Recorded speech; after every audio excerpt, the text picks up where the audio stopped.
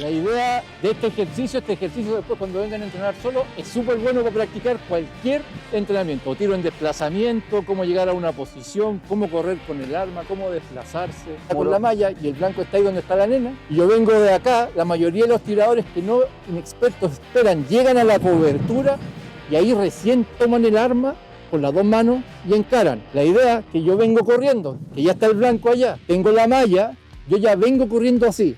Entonces apenas tengo el blanco en mira, salgo y pego los dos tiros y me voy. En vez de llegar con la pistola abajo, encarar, disparar y salir. ¿Ya? Así vamos ganando tiempo a los muchachos jóvenes que corren como condenados.